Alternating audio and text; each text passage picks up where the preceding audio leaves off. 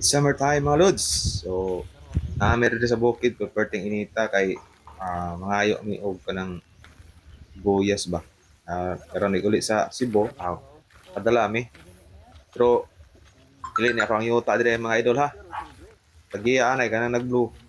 Una iridiro aning yuta dire. So, ako nagkuy-kuy gra mo kaani para raw sad makasuroy ba. So, mangayo tani karon.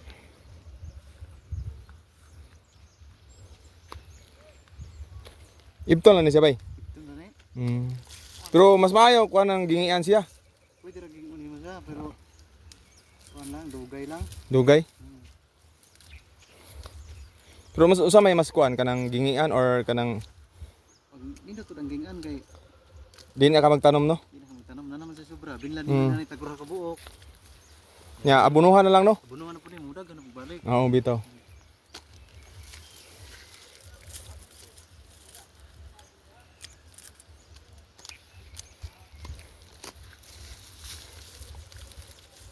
Wa nga mahala ang ligabay tag kuan ang kuan ni tag kinilom nito ko tag 90 sigurong kilo ani.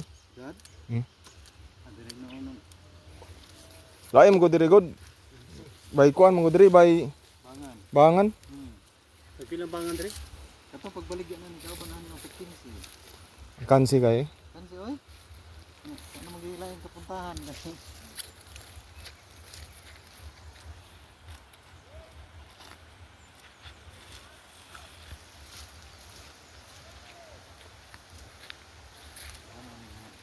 kabangan doon.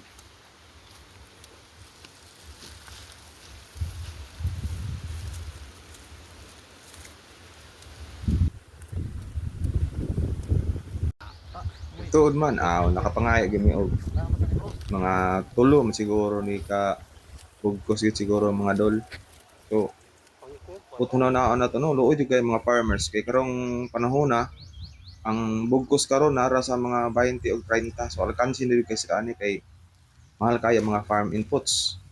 Pero sa sad makawawi na sila kay ang kaning bugkos ani mga idol moabot ni siya 100 to 130. So, kung nagitawag nag-jackpot gyud sila kaayo pero